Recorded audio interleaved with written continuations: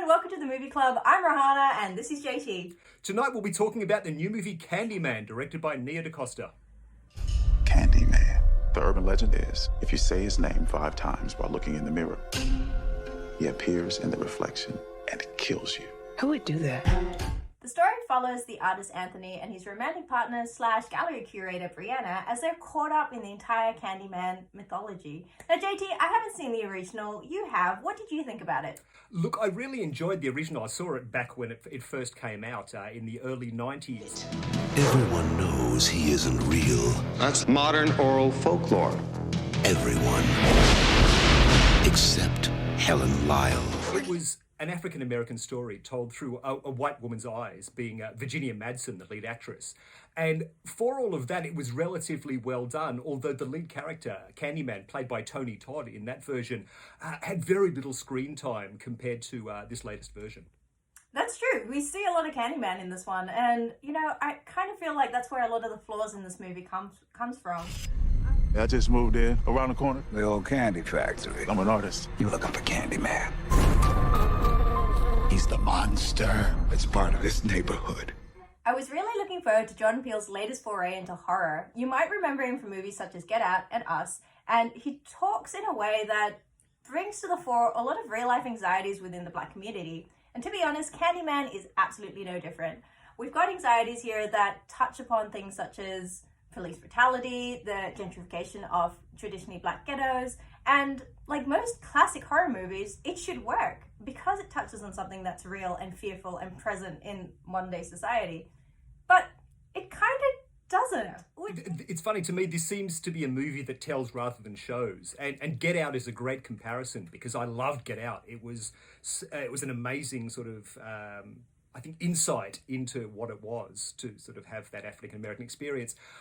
This one, as we discussed, isn't directed by Jordan Peele. It's directed by Nia DaCosta, who has only directed one other film before. And, you know, not to put any shade on that, but there is a level, I think, of inexperience in this film that there is a lot of exposition, particularly from Nathan Stewart Jarrett, who is, look, a great actor. You might remember him from Misfits, the British science fiction series. No matter what I do, the ones I love will be the ones who pay. Much like the other characters, he is a one-note role. He is the gay brother. And much like Anthony is the sullen artist, he doesn't seem to have a lot of depth. And the actor who plays him, Yahya Abdul-Mateen too, is really a talented actor. He was in Watchmen.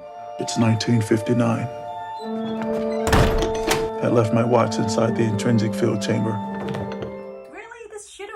Right? I mean, the shadow puppet, the method of using shadow puppets to tell the story is so beautiful and atmospheric, but it just ended up being a bit like a picture book, right? It was like a picture book, and it was interesting. I went back and watched the early 90s original before this, and it seemed to be entirely unnecessary because the entirety of the film is retold through shadow play. And you hadn't seen the original. How did you find that? I agree. You know, every time they told more and more of that story, I think what they were hoping to do was, you know, show more layers to it. But you're right, it just felt repetitive. And it made the story less scary because we'd heard it before and we'd already primed ourselves to be afraid of it for the first time. Hearing it the second time just wasn't as effective. How did you find the horror scenes? I mean, that's what I wanted to enjoy. I wanted to enjoy watching people get torn apart. That first scene where we have, I think that jerky curator and his like underage girlfriend getting murdered. How did you find that? Honestly, it felt a bit Final Destination, really, in its sort of, you know, them taunting the mirror and saying the very classic sort of Candyman into the mirror 5 times, which in a horror movie context, you would have to be a moron to do. Candyman, Candyman, Candyman, Candyman. Candyman. But it happens again and again, and there are some, I guess, satisfying kills for a horror movie fan, as I think both of us are. But in another way, there are so many missed opportunities because I think the development of Candyman as a mythology is interesting because that's I guess, the heart of this story, that Candyman isn't an individual. He is a presence that comes back through time. But the development of the 2021 Candyman feels somewhat soulless in a way. Absolutely. And for a film that touches on a lot of very woke concepts, and I put that in exclamation marks, not because they aren't woke, but because the movie has been accused of being too woke by some critics. It feels a lot of it feels quite ham-fisted. I mean, again, yes, it touches upon issues that I feel that the Black community probably have a lot of anxiety around, like, you know, gentrification. I mean, police brutality is brought up, but it's not done in a way that helps us feel the way the community feels, which is what Get Out was so good at. I am the writing on the wall, the sweet smell of blood.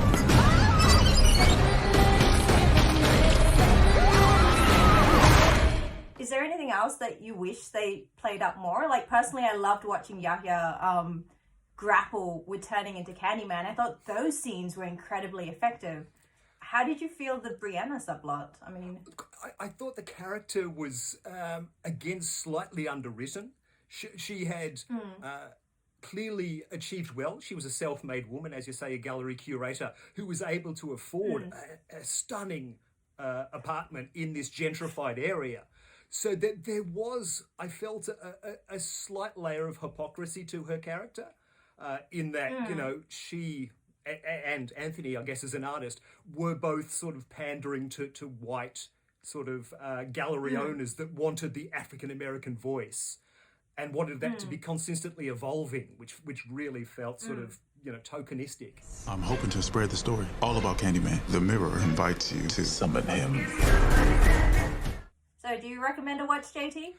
Look, if you're a fan of horror films or the art of Jordan Peele, I recommend you find a way to watch Candyman. You can see it on the big screen if you're lucky enough not to be in lockdown. However, if you do live in New South Wales or Victoria, the end is in sight, my friends. You know, keep the faith, get vaccinated, and look, go and see it.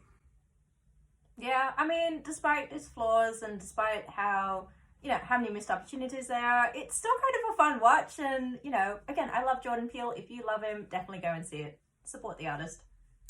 This has been the Movie Club. Good to see you. We'll see you next week. See ya. Bye.